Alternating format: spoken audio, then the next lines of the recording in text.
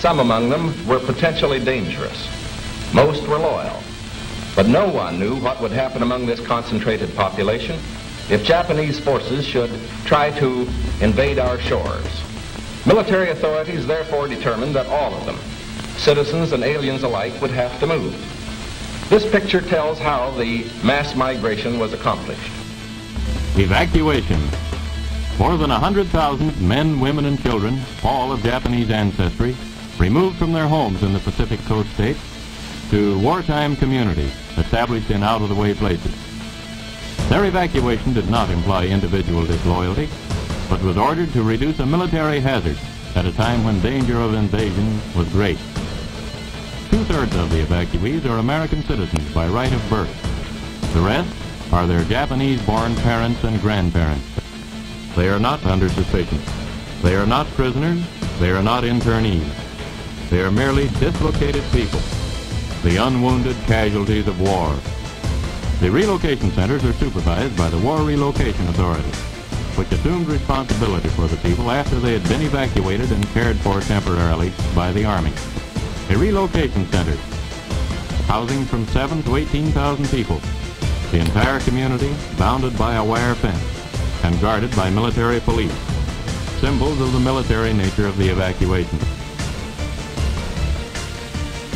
Each family, upon arrival at a relocation center, was assigned to a single-room compartment, about 20 by 25 feet. Barren, unattractive. A stove, a light bulb, cots, mattresses, and blankets. Those were the things provided by the government. In 1942, the United States government forcibly relocated over 112,000 Japanese nationals and Japanese Americans to remote housing facilities called war relocation camps for the purpose of detainment, re-education, and forced labor.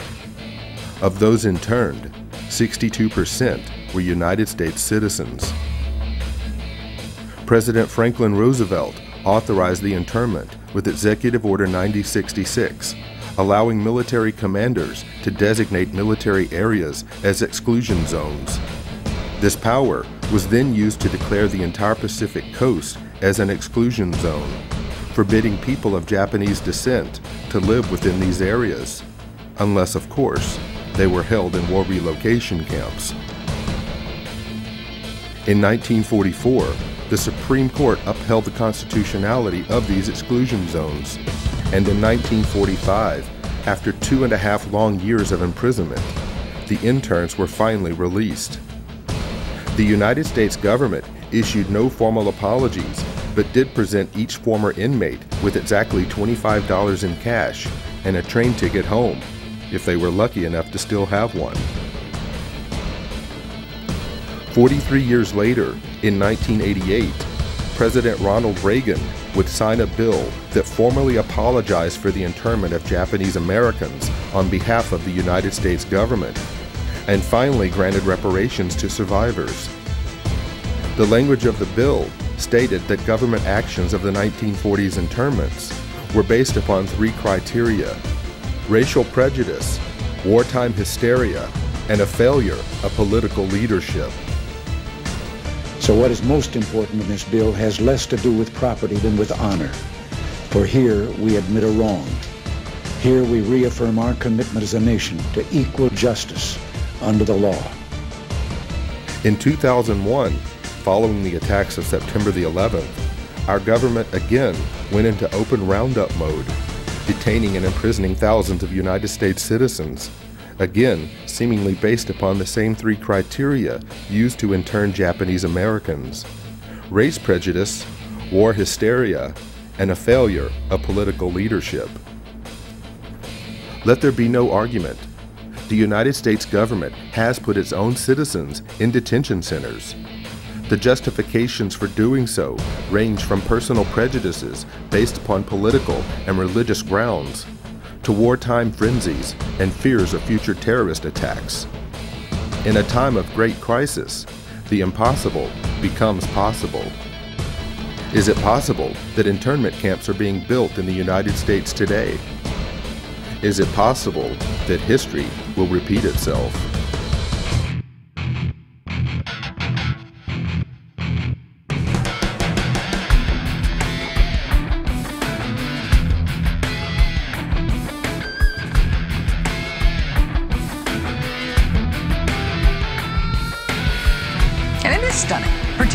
to hear President Obama claim the power to keep people in prison indefinitely with no charges against them, no conviction, no sentence, just imprisonment.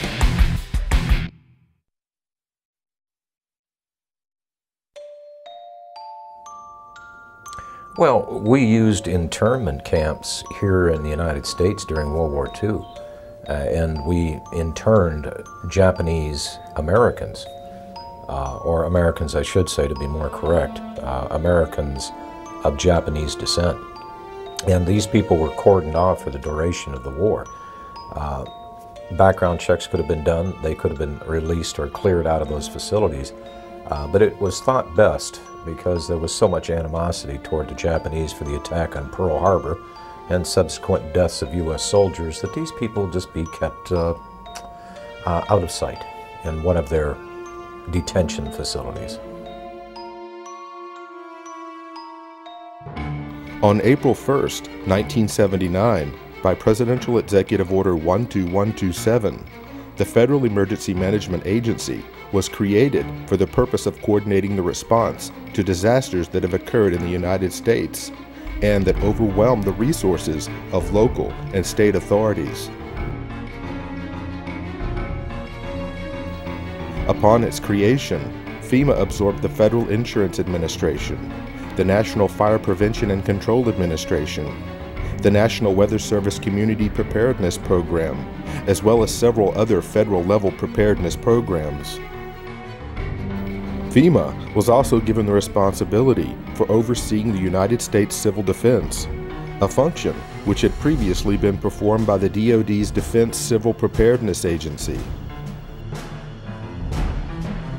In 2003, FEMA became part of the Department of Homeland Security's Emergency Preparedness and Response Directorate.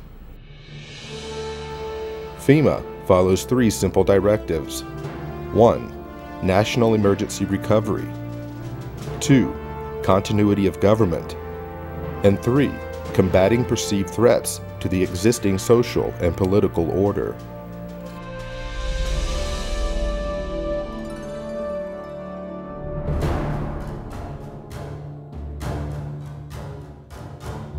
FEMA's implicit objective to provide aid to victims of disasters changed under the leadership of President George W. Bush.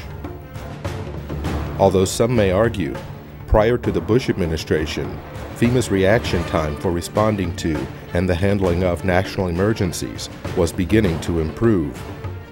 But in 2003, President Bush would shift the focus of responding to emergencies in America by placing FEMA under the umbrella of the Department of Homeland Security, whose stated objective was and still is to protect our nation from dangerous people. Did the Bush administration's war on terror mentality take priority over the government's emergency response to provide aid to victims during a national disaster? We're fighting evil.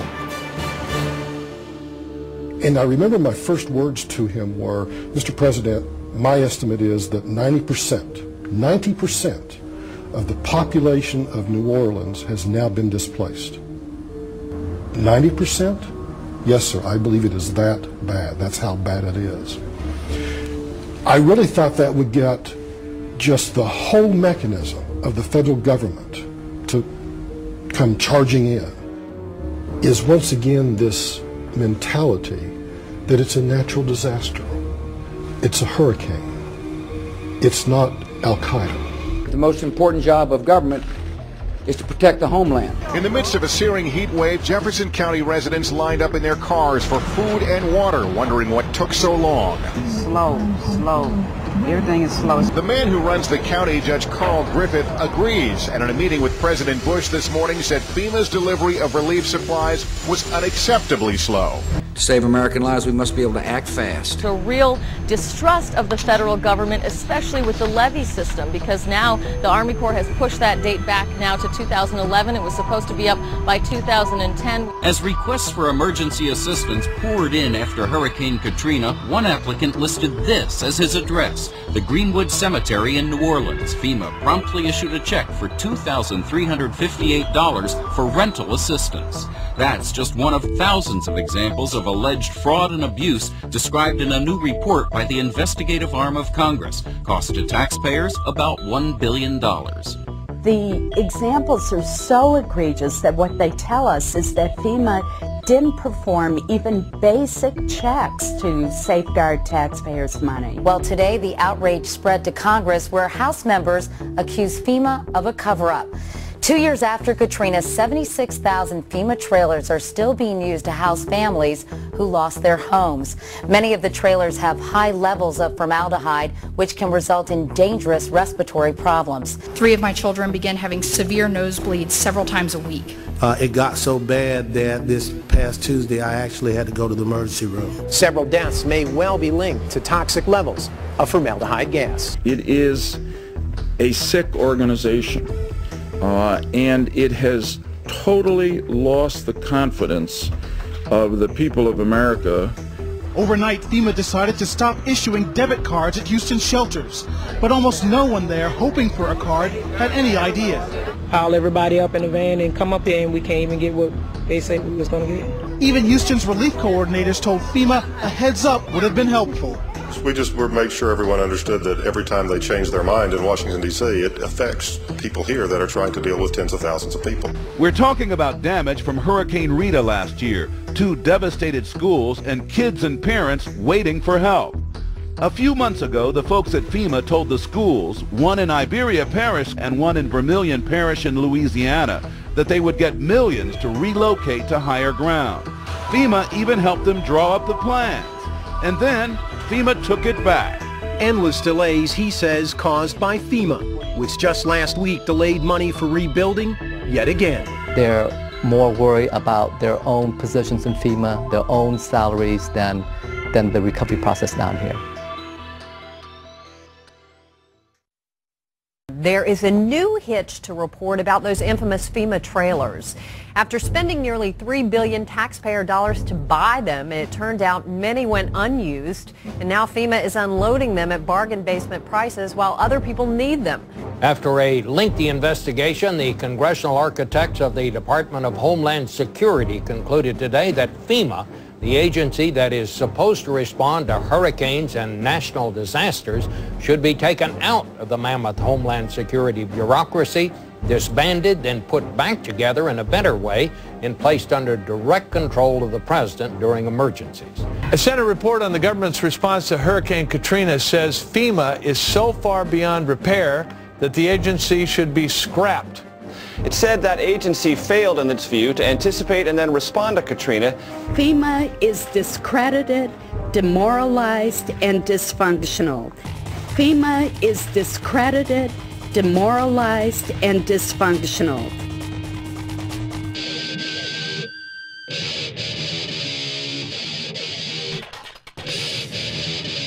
In the mid-1970s, the discredited federal government was more scared of the public than ever, coming off the years of Richard Nixon. And so 2 Cold Warriors inside the White House of Gerald Ford began to bring back some of the Cold War ideas of an executive takeover of the United States through a emergency federal agency. And those individuals were Donald Rumsfeld and Dick Cheney. And so really what we see being set up by Jimmy Carter in 1979 is just a continuation of federal policy to expand a federal takeover plan for continuity of government. And so that's what the Federal Emergency Management Agency was really set up for.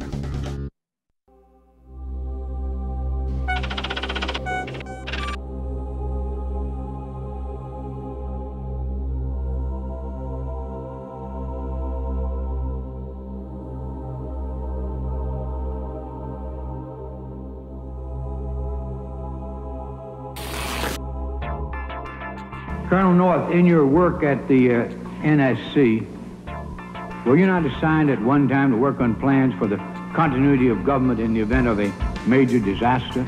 Mr. Chairman. I believe that question touches upon a highly sensitive and classified area, so may I request that you not touch upon that, sir. One of the programs that got exposed during Iran-Contra was Rex 84. And Congressman Jack Brooks, in those hearings, brought up the fact that in reality, FEMA was a cover for a huge continuity of government program in case the American people ever rebelled. And that was the architecture or the blueprint for the illegitimate shadow government to fully take over the functions of the entire federal government, suspend the Constitution, suspend the Bill of Rights, and arrest whoever they wanted to. And FEMA was going to control the camps that the people were going to be put into. And FEMA would be the main governmental institution with different directors over every agency. And now when you watch FEMA on television, it's always a colonel or a general or an admiral in uniform who's over the different departments. The martial law portions of Rex 84 were outlined in a 1982 memo written by FEMA Deputy John Brinkerhoff. Martial law was to be declared in the event of a national crisis, yet the plan did not define the term national crisis. The plan allowed FEMA to take control of both federal and state governments, appointing military commanders to replace duly elected officials. The plan also called for the rounding up of at least 21 million American Negroes for delivery to numerous military bases converted into prison centers, also known as FEMA relocation camps. Why? Because at that time, African Americans were classified as one of the largest threats to the continuity of the federal government. Who does the federal government consider the biggest threat these days? The convergence of globalization and technology has created a new brand of terrorism. There were persons who, for whatever reason, came to view their home country as the enemy. The kind of right-wing, religious-based domestic terrorism. Disturbing news tonight about homegrown terror. Part of this is big change in the White House, a new cultural experience, and some of the crazies are coming out of their closet. Right now, it looks like there is no connection between the men arrested and any known terrorist cell. Homegrown. Yeah, homegrown, I should say. Folks, we've got a very serious situation here. I'm holding what is called the right-wing extremism, current economic and political climate, fueling resurgence and radicalization and recruitment.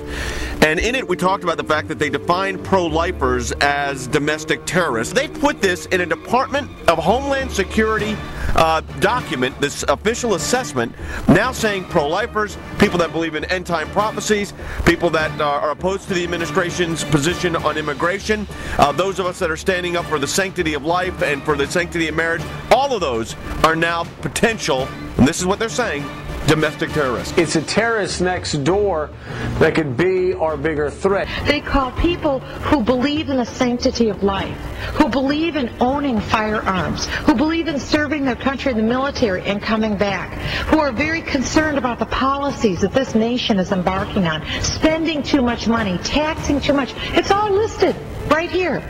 These are the domestic right-wing extremists. 1 million names under the watchful eye of the United States. America's so-called terrorist watch list has hit the record number according to one of the country's most prominent civil liberties groups. That's a lot of people to keep track of. They're adding new people all the time. It's a secret list that you don't know really quite how one gets on and you don't know how you get off. They're coming out and profiling huge groups of people. You know, if you voted for a certain political candidate, you should be considered a potential threat. And you couple that with things like the Patriot Act, where if you are a threat in their eyes, you can be held without access to judge, jury, and without access to a lawyer or even to your family. That's very concerning because we've watched our country go through and do this to brown people, you know, overseas. They're rounding up enemy combatants and they're putting them in camps and they are torturing them. That is a fact. We know that. In May 2007, President Bush signed a National Security Presidential Directive 51. The unclassified portion of NSPD 51 states that in the event of catastrophic emergency, a cooperative effort among the executive, legislative, and judicial branches of the federal government, coordinated by the President, will replace normal governmental procedure.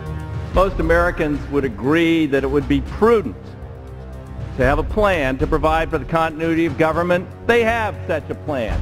They introduced a little sketchy public version that's clearly inadequate and doesn't really tell us what they have in mind. But they said, don't worry, there's a detailed classified version. But now they've denied the entire Homeland Security Committee of the United States House of Representatives access to their so-called detailed plan to provide for continuity of government. They say, trust us.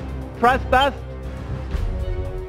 George W. Bush or Barack H. Obama, the corruption, the tyranny just expands like PDD 51, where the president says, Congress, you have no authority over any way the government runs ever again during an emergency. The presidency runs everything. You are literally titular. You are a figurehead. You are ceremonial. And congressmen then on the Homeland Security Committee, as high a level clearance as the president, said, we want to see the entire PDD 51. And the White House says, no, you don't get to see it because PDD 51 removes you from that process. This is high treason against the people. It is high treason to have the executive telling the Congress, you can't see Presidential Decision Directive 51. You can't see its accompanying executive order. You don't have any authority over anything anymore. FEMA is dysfunctional. This is high treason against the people.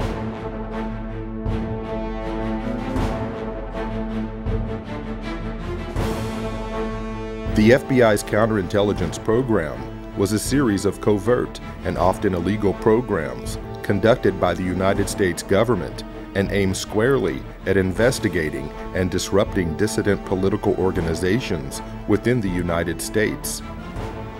According to a Senate Select Committee study chaired by Senator Frank Church, and including such members as Phil Hart, Walter Mondale, and Barry Goldwater, the FBI's motivation for conducting these programs was protecting national security, preventing violence, and maintaining the existing social and political order.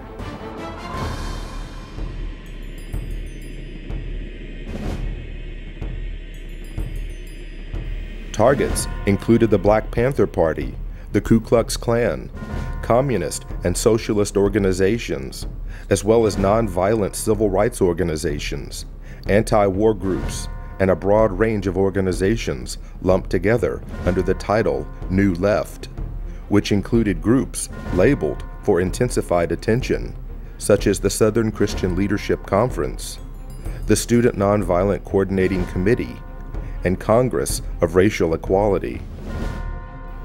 Over the course of 4 presidential administrations, FBI Director J. Edgar Hoover ordered FBI agents to expose, disrupt, misdirect, discredit, or otherwise neutralize the activities of these movements and their leaders. Speakers, teachers, and writers, even individual student demonstrators with no group affiliation, were all fair game. Individual case studies revealed that the FBI was successful in preventing the distribution of books, newspapers, and periodicals. They prevented groups from forming and disrupted peaceful demonstrations and large anti-war marches, as well as denied groups and organizations facilities to hold meetings and conferences. According to attorney Brian Glick in his book War at Home, the FBI used 4 main methods for their counterintelligence program. Number 1, infiltration, getting agents on the inside in order to undermine trust and scare off potential supporters. Number 2, psychological warfare, planting false media stories, forging correspondence, making anonymous phone calls, spreading misinformation about meetings and events, setting up pseudo-movement groups run by government agents, and manipulating and threatening parents, employers, landlords, school officials, and others to cause trouble for activists. Number 3, harassment through the legal system. The FBI and police abused the legal system to harass dissidents and make them appear to be criminals. Officers of the law gave perjured testimony and presented fabricated evidence as a pretext for false arrest and wrongful imprisonment. They also discriminatorily enforced tax laws and other government regulations. Number 4, extralegal force and violence. The FBI and police threatened, instigated, and themselves conducted break-ins, vandalism, assaults, and beatings, all in the name of maintaining the existing social and political order.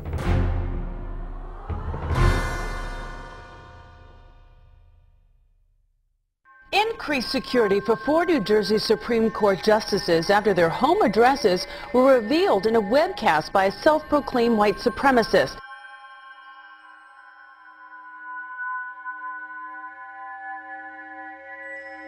Welcome to the Hal Turner Show. Doesn't a noose symbolize hate, bigotry, division? Justice.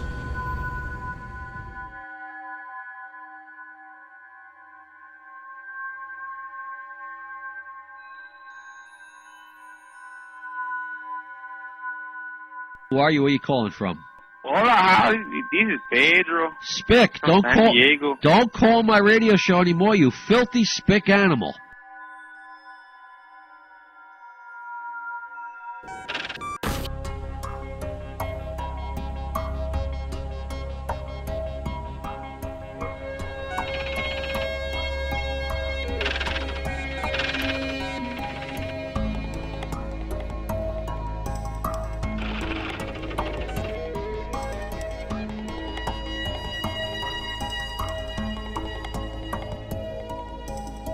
People were being profiled and stopped if they had certain kind of bumper stickers on their car, like a Ron Paul bumper sticker or a Chuck Baldwin supporter. And as you read the Make report, bits and pieces of that were lifted right out of the Project Megiddo report back in 1999 by the FBI, describing what terrorists were, how law enforcement could identify potential terrorists. And I can remember back in the 90s, the FBI was doing an education program with local law enforcement, and what they had was a trifold pamphlet. Again, this was not meant for public consumption, only to be passed around amongst the rank and file and the police. It ran through the list of what a potential terrorist might be or what they might prescribe to. And the list is kind of interesting. If you were a supporter of the Constitution, if you were an ardent supporter of the Second Amendment, or even if you were a person of deep religious conviction, you might be a member of a certain cult. And going back to Project Megiddo, it's all basically the same thing. That if you have any strong beliefs in anything, that you could be a possible threat. You could be a terrorist threat against government structure. In Missouri, a new document meant to help Missouri law enforcement agencies identify militia members or domestic terrorists has drawn criticism.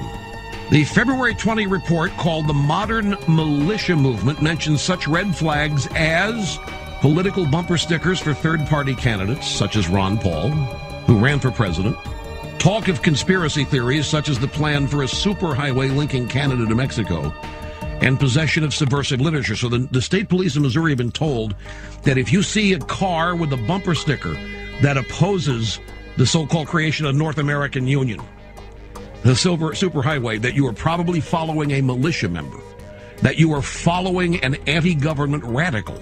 If you see a car with a bumper sticker that says Ron Paul for president, you might be dealing with a violent radical. Exercise extreme caution.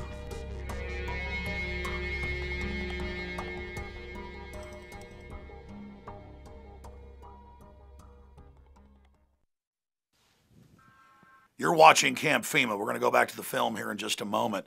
But every week I am called by Salon, Newsweek, you name it, saying, Mr. Jones, what's your proof of FEMA camps? And then I give them the evidence that you see in this documentary.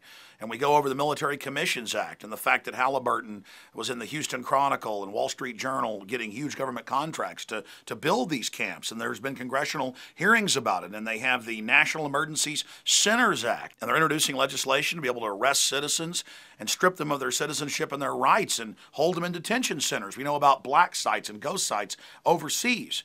And all of this evidence is in the film Camp FEMA. It is vital that you share this link with everyone you know, and that you also support the filmmakers by getting a copy of Camp FEMA American Lockdown at campfema.com or Infowars.com.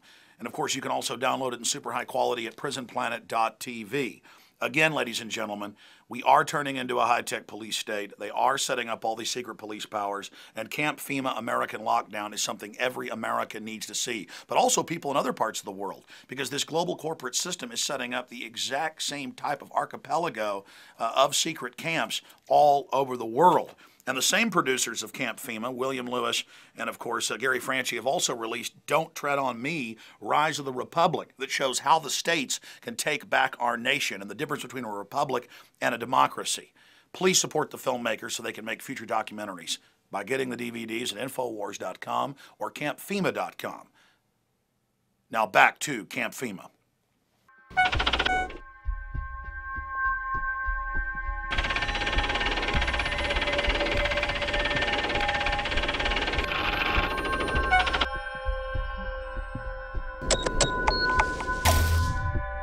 We do know that 28% of their funding comes from the Department of Homeland Security. This is not the first time that a report has been issued to Missouri law enforcement and surrounding fusion centers in other states by the MIAC Center. This right here is a stack of every single one of the MIAC reports that has been drafted. MIAC Alert, Constitution Rangers, June 7th, 2007.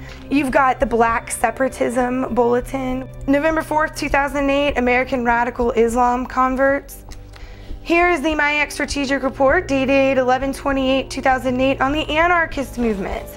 You've got it on the Modern Committees of Safety, Voice of the People, or Militias in Disguise. That's January 9, 2009, which came out right before the infamous MIAC Strategic Report on the Modern Militia Movement. So they've been producing these documents for quite some time.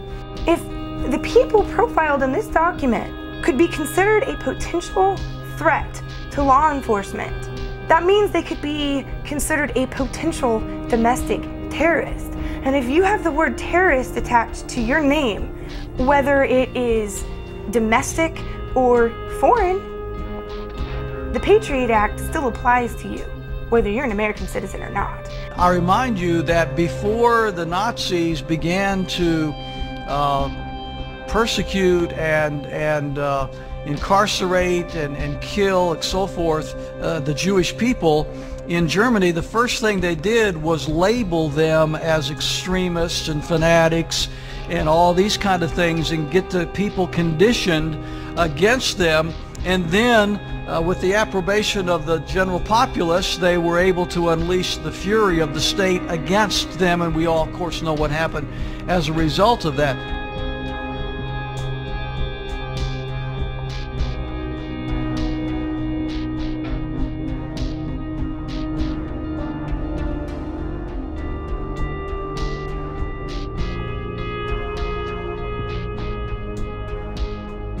Is that the face of a terrorist that they had to know where that cash came from? Again, it's turning more into fascism. It's one thing for them to make sure you don't have a gun or a bomb in your pocket. It's another thing for them to not like a book. You know, this shows you the danger of profiling. Maybe he was profiled because he had a Ron Paul bumper sticker. An anti-tax demonstration is scheduled for downtown's Keener Plaza April 15th, but charges are flying that one of the organizing groups is an extremist anti-government group. The Southern Poverty Law Center and the Anti-Defamation League have their own opinions about the Constitution Party. I think we'd consider it a fringe right-wing political party that we consider to have extremist roots. When we talk about the New World Order, it is mimicking, if not duplicating, language that comes out of organized white supremacy. The elites have said that they want to have a final revolution, that they know the public's going to revolt against them, so that's why they've scientifically set up the surveillance grid, the cashless society. This whole continuity of government system is designed to suppress and control the people of America. Northcom, the Pentagon, the military are all announcing their number one job now is fighting the American people. They're saying the number one terror threat is veterans and gun owners and conservatives and libertarians and Ron Paul supporters. And I've been sent secret Army documents. We call the phone numbers and they're accurate and real, where I'm being watched at In the Fed protest, where we peacefully go out and demonstrate. And now even the ACLU has written letters saying, why is the Pentagon watching U.S. citizens? Why are you listing any protest as an act of terrorism? The real terrorists are the people that have hijacked our nation that would dare say the First Amendment is terrorism.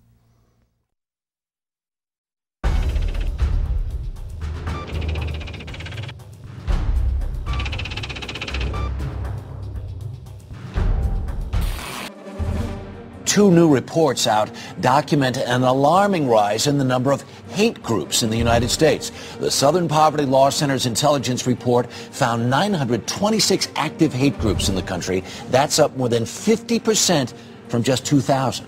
Morris Dees is the founder of the Southern Poverty Law Center. He joins us from Montgomery, Alabama. Good morning, sir. Your report dovetails with a brand new report from the Department of Homeland Security claiming basically the same thing. And they say part of it is because of the election of President Obama. Other part of the responsibility goes to the deteriorating economy. The political climate, the election of Obama, the immigration issues that have faced the United States over the last 5 to 10 years, and now especially the economy, is almost causing a resurgence of what we saw in the days of Timothy McVeigh, almost a militia movement that's being reborn in the United States. Homeland Security says people who oppose abortion or worry about the threat of illegal aliens could pose a radical threat to America. It warns about groups and individuals dedicated to single issues like abortion, immigration, and gun rights, and even raises a red flag about veterans returning home from the wars in Iraq and Afghanistan. Doesn't this report seem to lump in ordinary Americans who have real concerns about stuff with nutjob racists and anti-Semites? There's one thing that's glaringly missing here. No discussion about the real terrorists, the Al-Qaeda cell groups and others that are located inside the United States. It's all about domestic. It's not overseas. The most dangerous. It literally changes the entire focus for the Department of Homeland Security has been doing. I was passed by an Oklahoma City police officer vehicle, and they slowed down, got in behind me, followed me for about 3 miles, and then pulled me over. When the officers approached my vehicle, they asked me if I knew why I was being pulled over, and I said no, I had no idea. And they said it's because of the sign in the back of your truck. And I said, my sign that says aboard Obama, not the unborn. And the officers said yes, that's why. Later that afternoon, I got a call from the Secret Service. They wanted to do a quick walkthrough of my house to make sure I wasn't some kind of radical racist. Why would Americans, under the guise and the threat of worldwide terrorism, why would they willingly give up or relinquish their rights to government when our rights did not come from government in the first place? Our rights merely came from God. They were enumerated by the government, put in the Bill of Rights as a reminder not to us, but those in power as to not violate them. And I know the history of government, not just American government, but the history of government well enough to know that most governments acquire power and they do not like dissent. We are losing our freedoms in the United States. Most Americans do not realize that we have free speech zones in the United States. I mean, talk about an oxymoron. You know, all of the 50 states are a free speech zone. You're an American. That by definition creates a free speech zone. We have freedom of speech because we stand up and say what we think, not because the Founding Fathers ratified the First Amendment in 1791. So if we're losing the free speech zones, the governments in general throughout history have tried to quell dissent by controlling the media, which we already have in this country, and by generating fear of confrontation. After Seattle, the feds said we can't allow protests anymore in America. It's too dangerous. That's why we're going to have free speech zones miles away from where the events are, in baseball fields, in church parking lots, where nobody can see you or hear you. You've got your First Amendment, but you've got it way over here miles away. That all started as a beta test in Seattle in '99 with the police, after they'd staged the riots, with hired anarchists, coming up to people saying nowhere in the city could they even wear a pin saying no WTO. And the police say, hey, First Amendment is suspended in Seattle, and the news pushed it like it was a good idea and the right thing to do. The lines are open. This is First Word, ladies and gentlemen. At 877-367-2526. Whatever's in your head, call and share it at this moment. Hello. Yeah, how you doing, Alan? My name's Austin from Florida. I was recently looking around on the Army's website, Army.mil, and I came across this document called the Civilian Inmate Labor Program. This was put on in 2005, and I was just like reading over the first couple pages. Just in the first couple pages, this document on the Army's own website talks about converting military bases and installations into giant prisons and establishing civilian inmate labor programs. Have you ever heard of this? No. This is on Army.mil if anyone wants to look it up. Okay. It came out in 2005. Another conspiracy theory. This is on the Army's website, Yeah. sir. All right, so we're all going to be in prison, right? They're going to have prison Well, term? I don't know, but I mean, obviously there's a document that has Yeah, there are lots of established plans documents for it. in lots of places. But this is on the military's own website. Yeah, okay. There. Yeah. Army.mil. Okay. I'm on Army.mil. Says the link's broken. There's no such Army.mil. Can you get to Army? I can't get to Army.mil.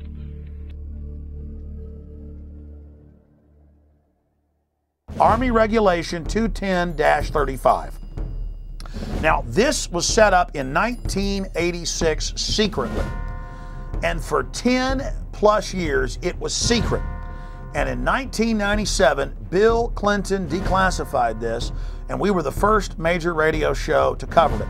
Since then, it's been expanded. This lists 12 camps to hold American citizens that have been built by the United States Army. And ladies and gentlemen, some of these facilities have U.S. citizens in them now. But it's all being done administratively. To beta test the Army running camps, they did deals with the federal government and now states to take prisoners convicted in the civilian courts and to then stick them on U.S. military bases administered by the Bureau of Prisons but operated by the U.S. Army. So see, they're taking state and federal prisoners and sticking them under Army control and building these civilian inmate labor camps all under Rex 84 right out in the open, and no media will ever touch this.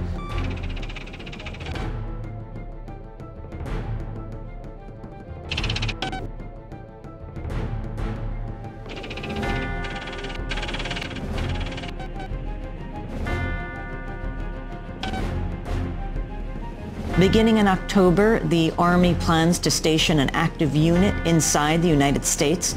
Under NORTHCOM and under the new Homeland Brigade, that was first going to be 3,000, and then 20,000, and then 40,000.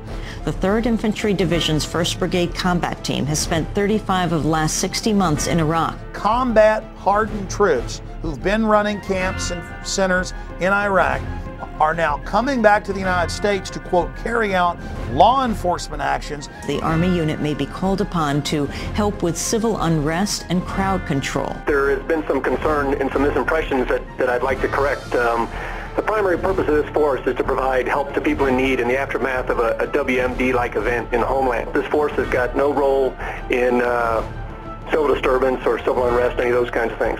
The Army Times reporting, quote, they may be called upon to help with civil unrest and crowd control or to deal with potentially horrific scenarios, end quote. NORTHCOM, the Northern Command that came into being in October of 2002, when that came in, people like me were concerned that the Pentagon was going to use its forces here in the United States, and now it looks like, in fact, it is, even though on its website it says it doesn't have units of its own. Now it's getting a unit of its own. And the Army Times said during civil unrest inside the United States that the Army's new job would be engaging the American people. The Posse Comitatus Act of 1878 generally prohibits federal uniformed services from carrying out domestic law enforcement duties, except in cases expressly authorized by the Constitution or an act of Congress.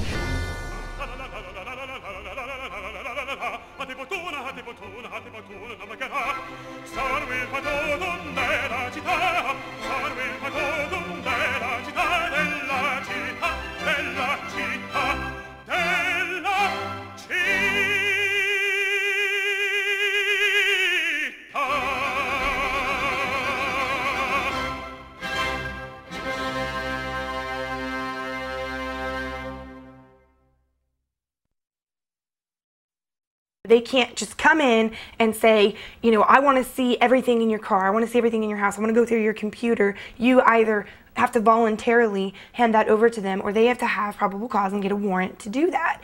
So it's very clear that the government does not have the authority to be spying on us. That was not the intent of our founders when they created this system of government.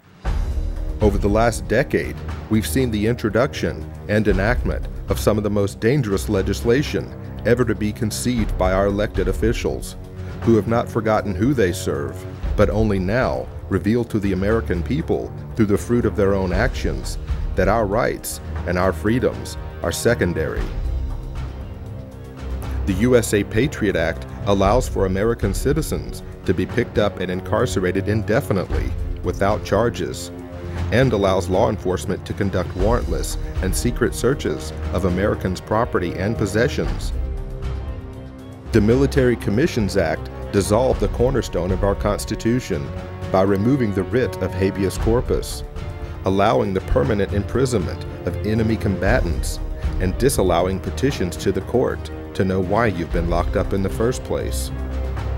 Although never passed by the Senate, the Violent Radicalization and Homegrown Terrorism Prevention Act shows us the mindset of our leaders in Washington. If passed into law, the bill would make public demonstrations and protesting into an act of terrorism and label the organizers as thought criminals and potential homegrown terrorists.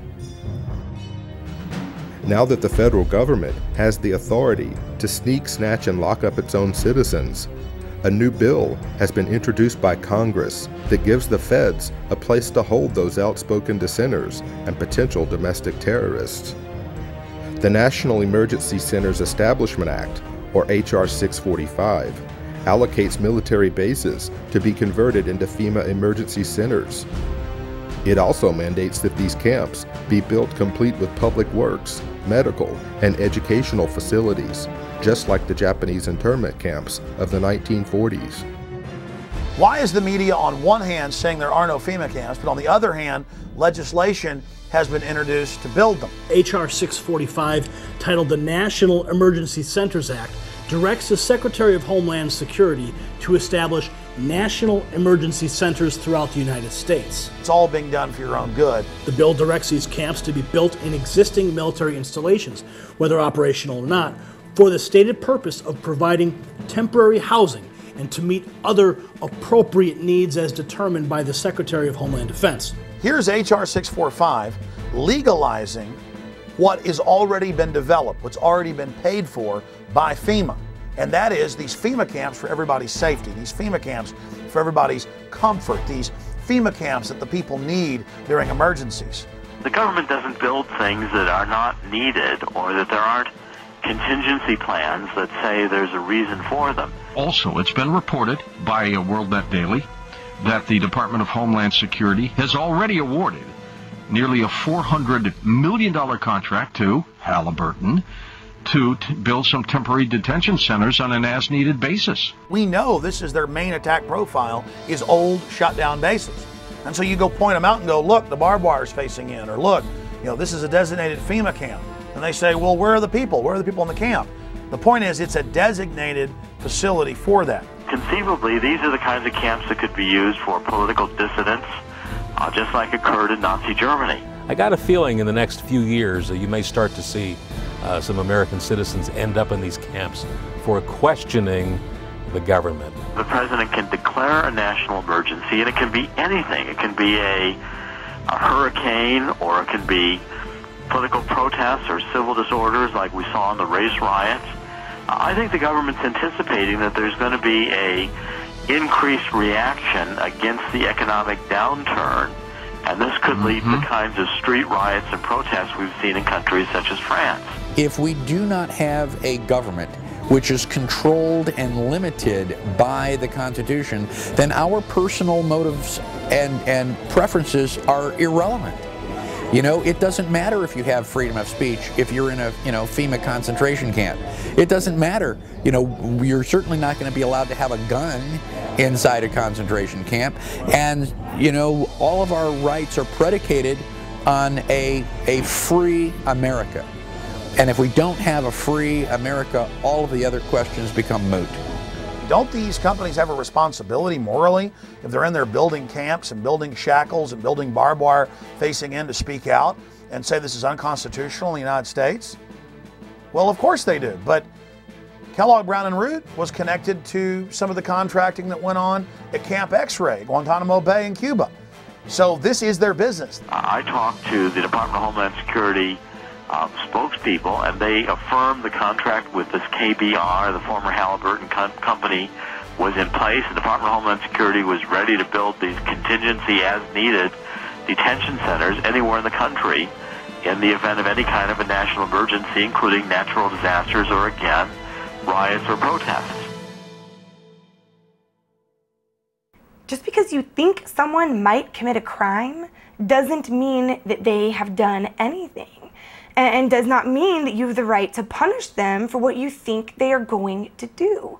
You know, in our system of government, you're supposed to be innocent until you are proven guilty, not guilty until you're proven innocent. And so if you can be declared guilty or potentially guilty before you even lift a finger, that is bordering on thought crime. That is bordering on punishing people for pre-crime.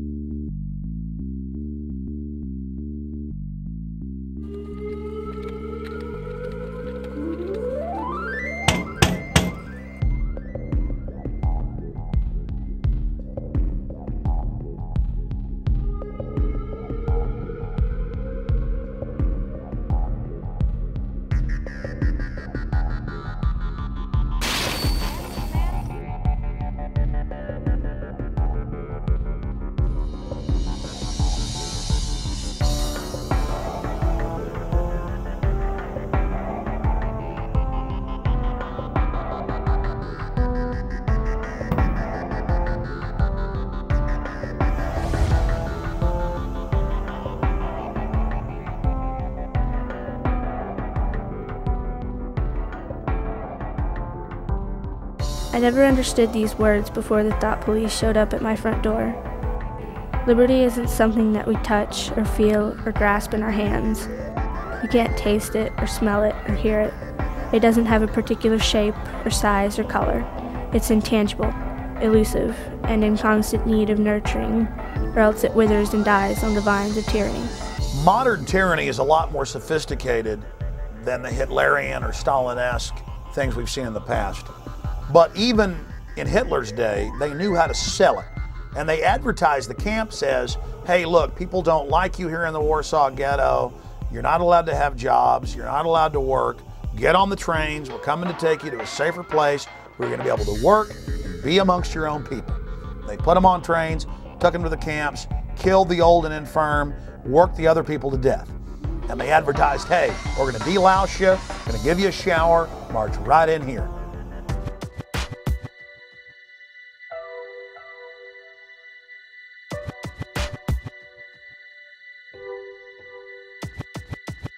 You have arrived at Sobibor. You are in eastern Poland. This is a labor camp. We have brought you here to work. You will work hard, but hard work is good for the soul. So in reality, we are your benefactors. You will be housed, you will be fed. All we ask is your cooperation.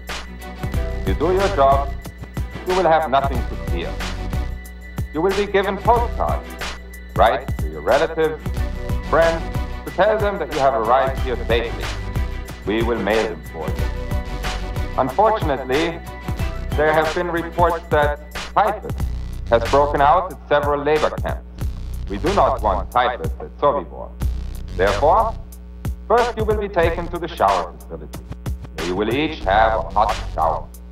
Naturally, men and women will shower separately.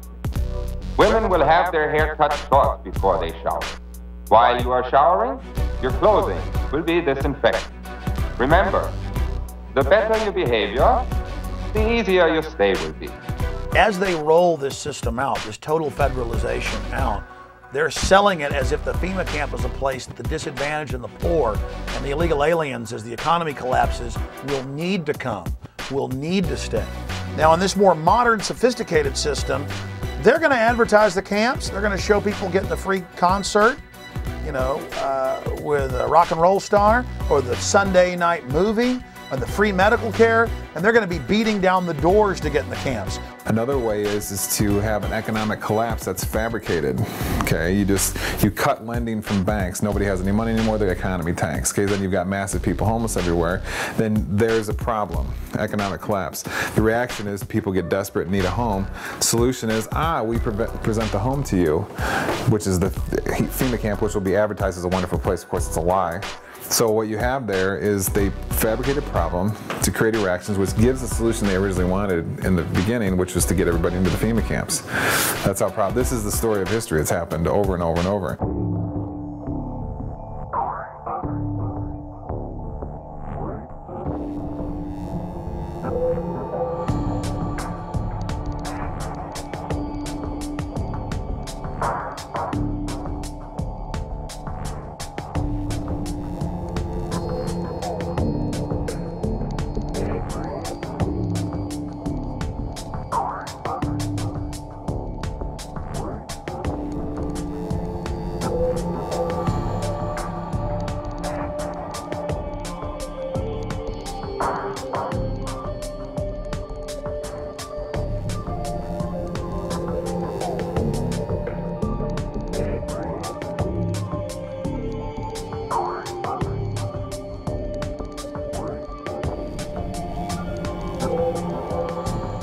If you can detain people, I would call them quasi-concentration camps.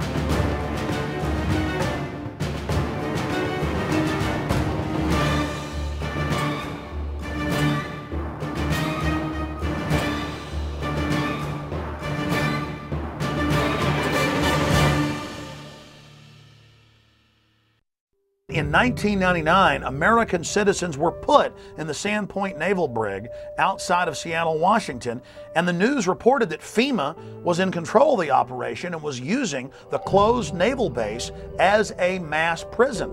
And the people were put in plastic handcuffs and taken indoors, inside warehouse areas that had barbed wire fences, porta potties, and cots. The same system we saw set up at Pier 57 a few years later in 2004 for the Republican National Convention in New York City.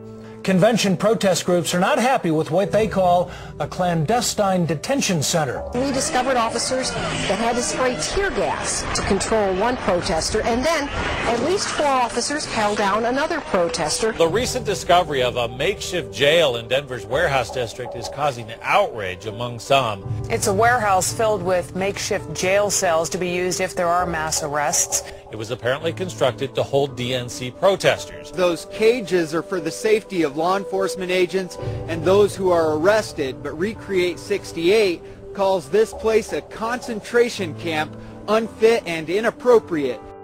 We don't need another gulag or stalag or prison, whatever you want to call it, to house people who just want to express an opinion of a better world. That's why we have the protests.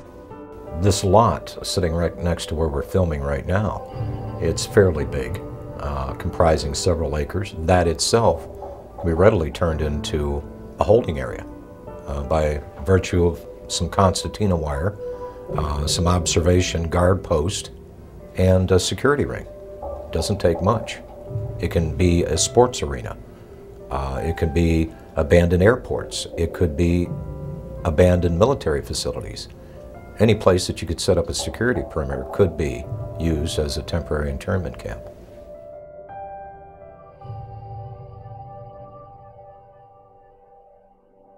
Well, it's recording. We got a FEMA RV thing right over here.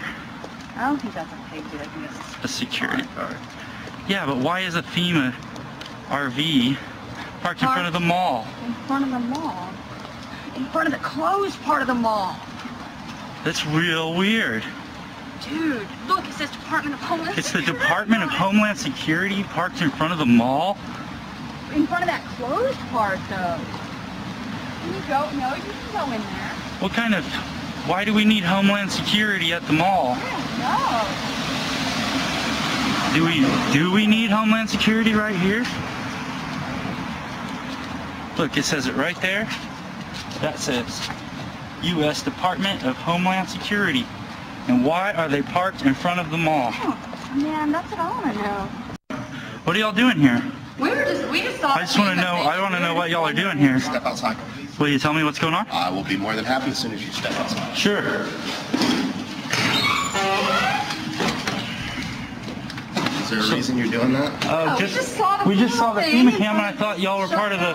There's some sort of emergency, or what's going on? Been shut down. Or not the mall. This store had already been shut down. But Is there some reason why FEMA's here, though? in case Ike hits. Ike? In case what? Called him, he's not Dude, you're just a security guard. I'm a security guard. Don't Yeah, I'm sorry, we're part of an organization that is just making sure everybody understands what's going on these days. I don't understand why y'all are here, though. Well and fine. Still didn't explain why y'all are here. I'm not going to, okay? Just don't step So back. what kind of operations are going on inside? Have a good day. Just tell me, what kind of operations are going on inside? They built the temporary detention center. It was about 780 beds that have really made a difference. We still have a long road ahead of us, but FEMA's going to stick with us, and I know we'll make it. It's a $37 million facility. It was built in Indiana. It was modeled off of a modern facility in Michigan. It originally was designed in the States and brought down here in sections, so we put it together like one big Lego piece. Then people started noticing on the backs of flatback rail cars these little 1- and 2-person mobile concrete jail cells. And those indeed have been manufactured by the tens of thousands and purchased by the federal government and local governments. And they've been stockpiling on county, city, state, and federal land hundreds and hundreds and hundreds per site of these little mobile concrete jail cells. So there certainly is a buildup of that type of equipment.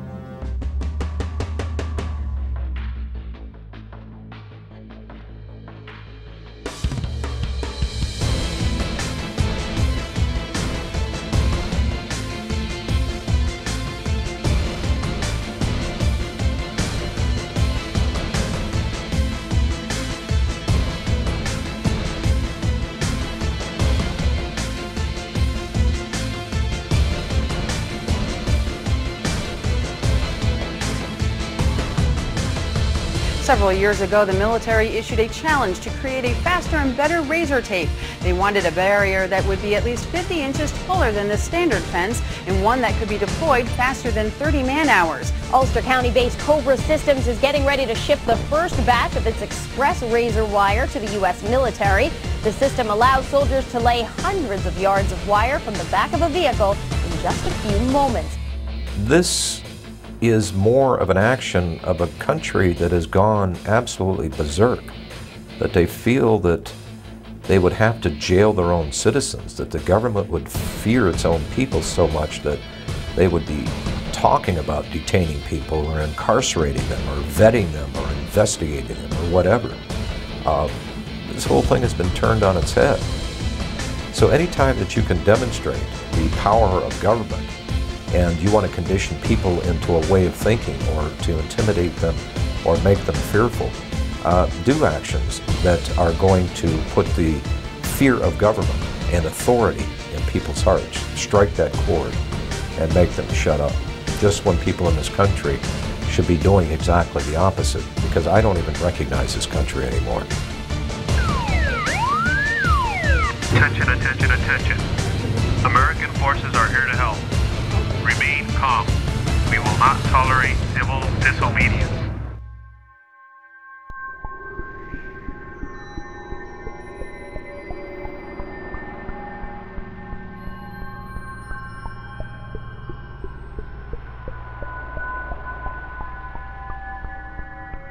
Military Occupational Specialty Internment Resettlement Specialist.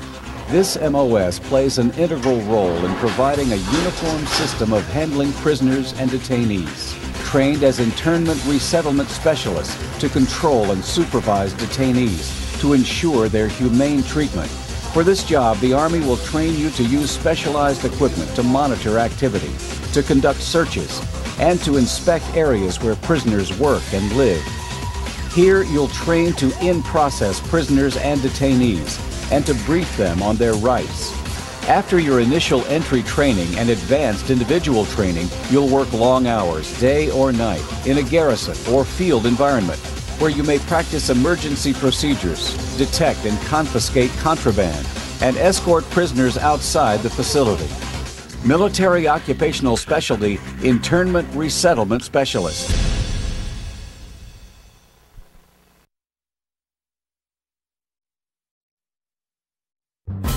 The burden of service has fallen almost exclusively onto the backs of our military. And that's why I won't just ask for your vote as a candidate. I will ask for your service and your active citizenship when I'm President of the United States. Citizenship is not an entitlement program. It comes with responsibilities. A young person joining our military must know that we will only send them into harm's way when we absolutely must. We need to ease the burden on our troops while meeting the challenges of the 21st century. People of all ages, stations, and skills will be asked to serve. Because when it comes to the challenges we face, the American people are not the problem, they are the answer. We cannot continue to rely only on our military in order to achieve the national security objectives that we've set. We've got to have a civilian national security force that's just as powerful, just as strong, just as well funded. Everybody somewhere between the ages of 18 and 25 will serve 3 months of basic training and understanding in a kind of civil defense. That universal sense of service, somewhere between ages 18 and 25, will give Americans, once again, a sense of what they are to be American and their contribution to a country and a common experience. We were taught, my brother and I, is that you have an obligation to give back. That's why community service has been such a big part of my life. Our troops need to know that we're making the same commitment to this country that they've made. I love Obama.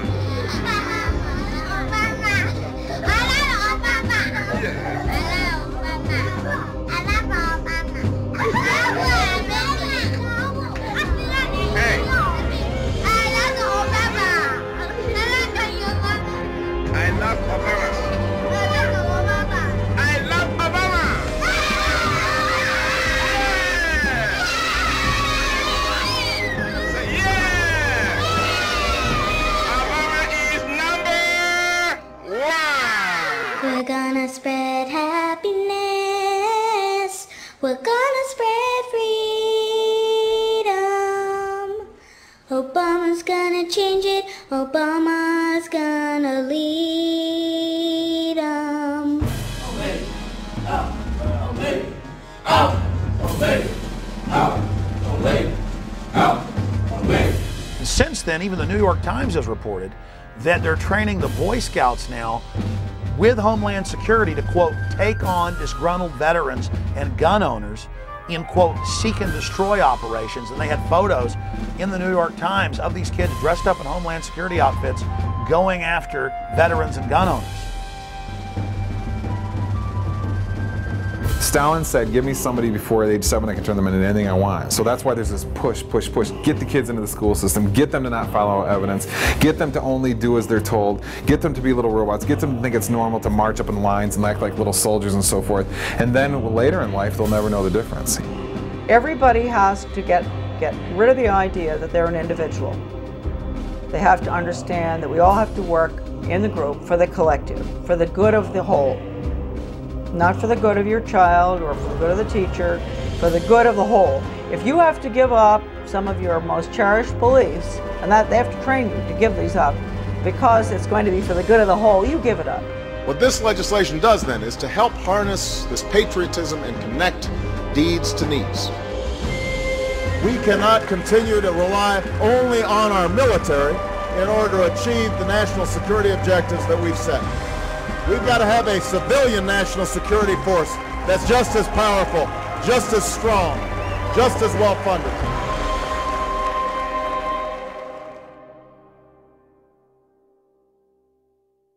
They've been turning on the American people and working against our interests for a number of years. And the people that you may be seeing that are going to be targeted to be put into these camps, these dissidents, these disenfranchised, disaffected people,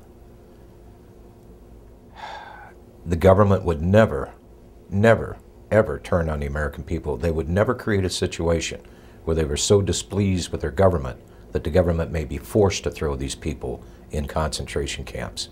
They'd never do that, would they?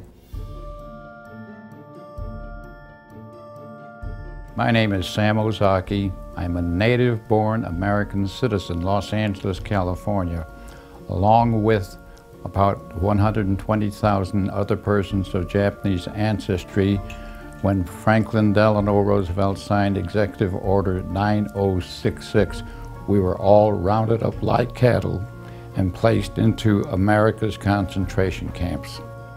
They had designated areas where people would report, and they were transported by bus to they called them assembly centers. They didn't have facilities to house 120,000 persons, so they took over racetracks, fairgrounds, places like that. Work in the camp was slave labor. In fact, they had us making camouflage nets for the United States Army. Now that was absolutely slave labor.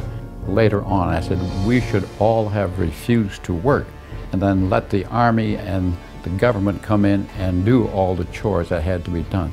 But as I said, we had lost all our, not only our life and liberty, but also our finances.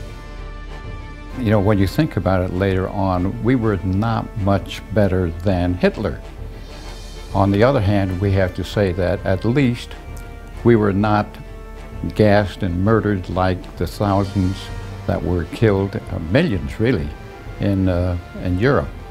Although I have to say that there were at least 10 persons shot and killed by American guards simply because they got too close to the barbed wire fence that was surrounding the camps. Native-born American citizens like myself were denied life, liberty, and the pursuit of happiness in total violation of all the Constitution, the Bill of Rights, and so forth. Every morning the children would stand up, face the American flag with liberty and justice for all.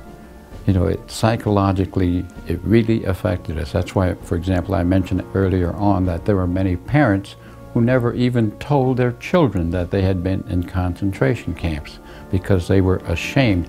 We should not be ashamed. It was the United States government that should be totally ashamed of their behavior and putting 120,000 persons of Japanese ancestry in America's concentration camps.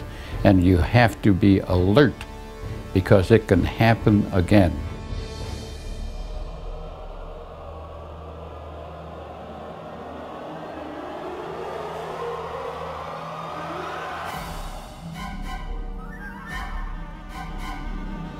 we look at American history between 1942 and 1947, the data that was collected by the Census Bureau was handed over to the FBI and other organizations at the request of President Roosevelt.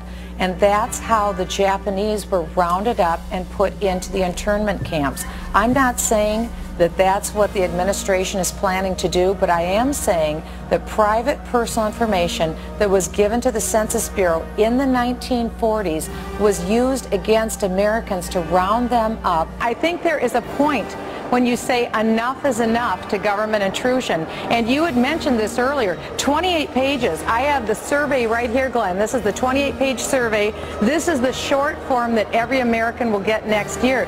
Does the federal government really need to know our phone numbers? Do they really need to know, like you said, the date and time that we leave, mental stability? You know the one question that's not on this survey, Glenn?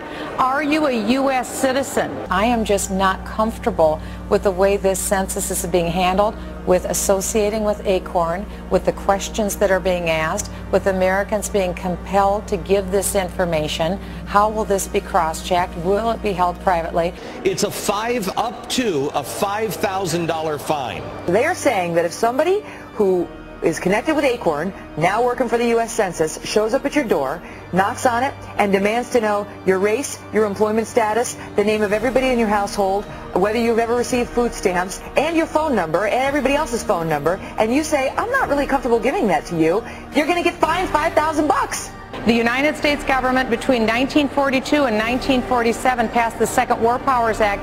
They used the U.S. Census information to round up the Japanese and put them in the internment camps.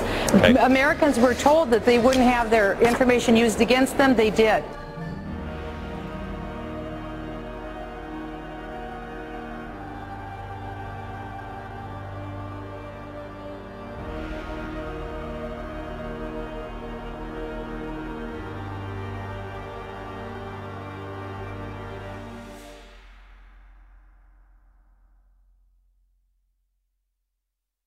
Well, one of the things that we're fighting here in Oklahoma City, we have a radio show called Radio Free Oklahoma, and we try to get the information out about the upcoming swine flu vaccines.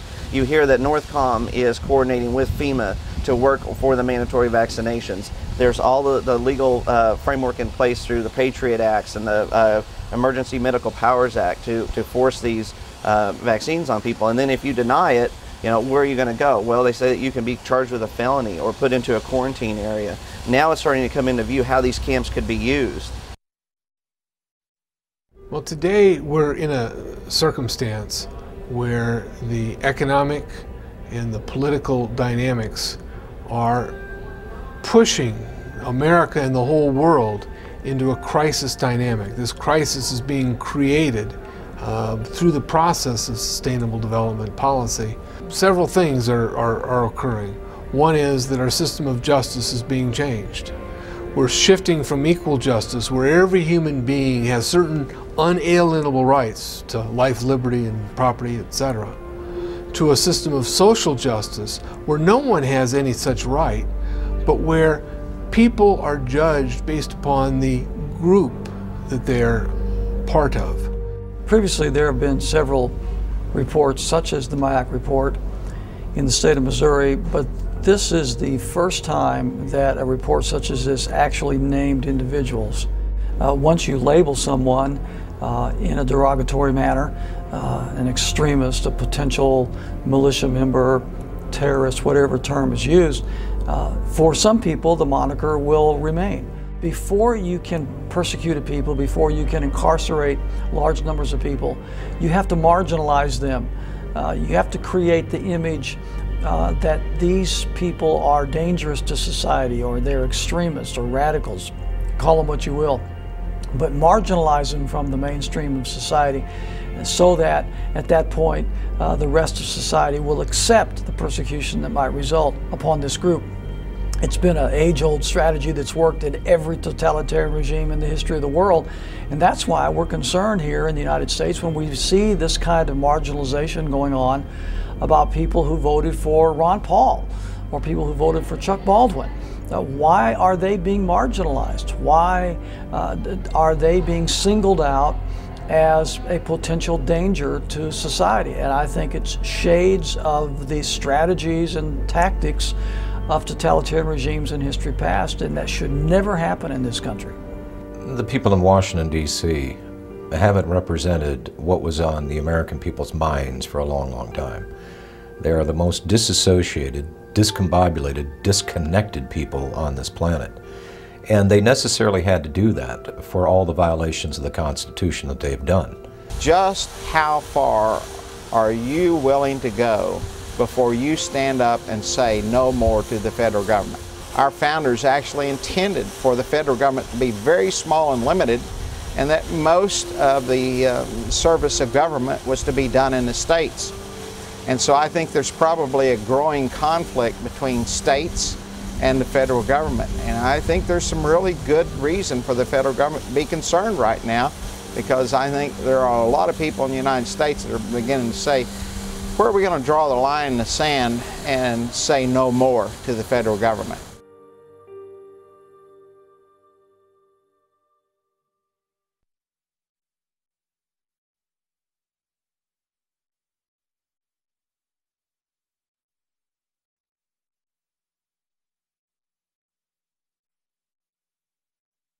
Every generation faces tyranny. Every generation faces corruption and is forced to stand up against it or become enslaved. Our ancestors fought and died so that we'd have the little bit of liberty we have now. It is a sacred treasure. And from liberty comes all prosperity. The human race is depending on all of you out there that are seeing this information to educate yourself on the facts presented in this film and then to take action. We've got to forget about Washington, D.C. I think Washington, D.C. is too far gone. It's a cesspool of iniquity.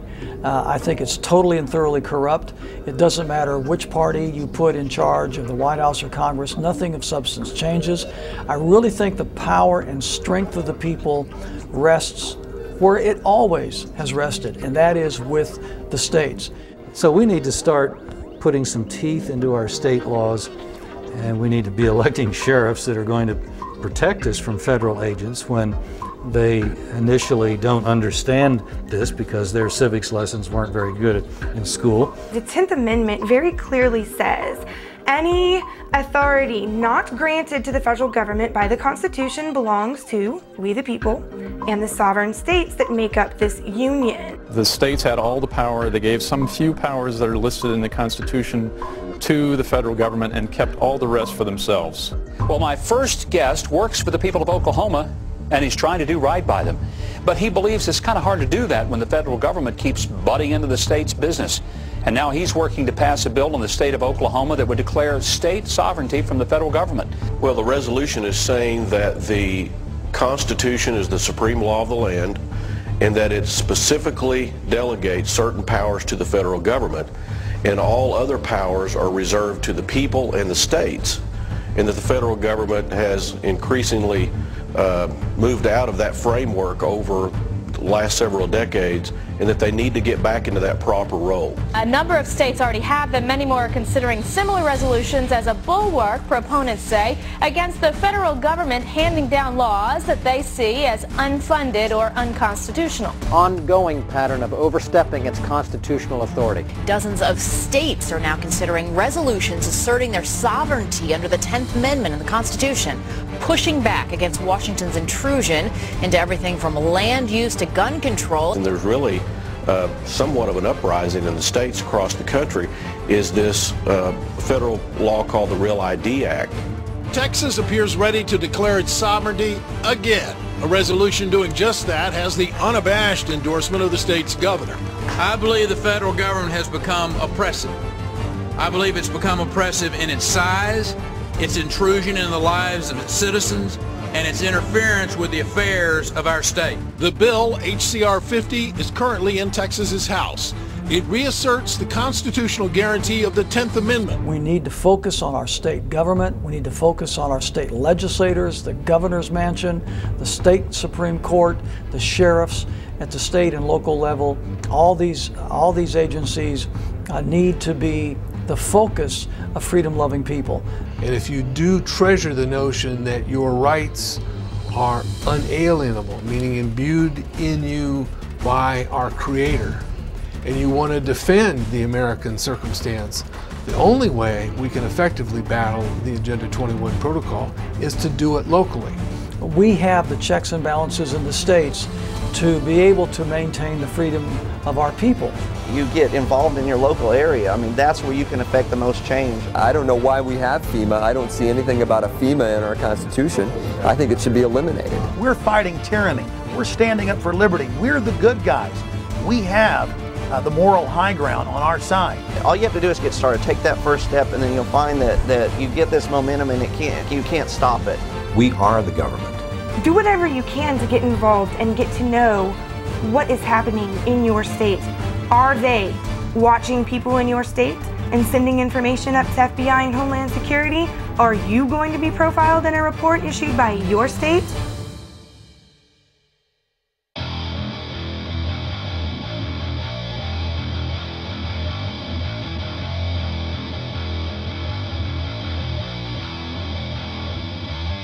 Just be alert, study your Constitution, learn all you can. I think there's certain basic organic documents that you need to become familiar with. I would start with the Mayflower Compact. The next one I would urge you to read is Patrick Henry's famous speech where he ended by saying, "Give me liberty or give me death." Certainly the Declaration of Independence is one it's a philosophical framework. The Constitution came along after that to be actually the blueprint or the framework of a building built upon the ideas espoused in the Declaration of Independence. You must read the Federalist Papers and the Anti-Federalist Papers, Northwest Ordinance, George Washington's Farewell Address. These are the organic documents from which we came, and it basically expressed who we were when we attained to greatness. It's who we need to go back to. On top of that, there are many other really important books to read to understand your enemy. And I would suggest The Shadows of Power by James Perloff, Creature from Jekyll Island by G. Edward Griffin. Another one actually written by one of the enemies, in my opinion, is Carol Quigley's Tragedy and Hope.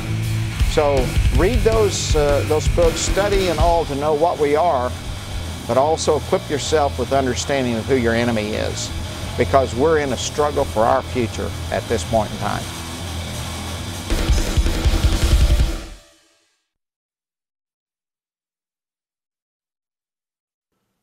Thank you for watching Camp FEMA American Lockdown.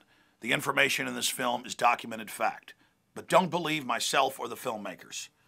Research the information you've seen in this documentary and prove for yourself that it is a bona fide reality. And then please take action with this film and show it to everyone you know. And other documentary films available at campfema.com and infowars.com, like Don't Tread on Me, Rise of the Republic. When you purchase the films, you're also supporting independent citizen filmmaking and the alternative media that is now really discrediting the establishment. We have come so far together, and it's exciting for me to see other great filmmakers like William Lewis and Gary Franchi out there taking action. They couldn't have done this work without all of you out there supporting them, so I want to thank you.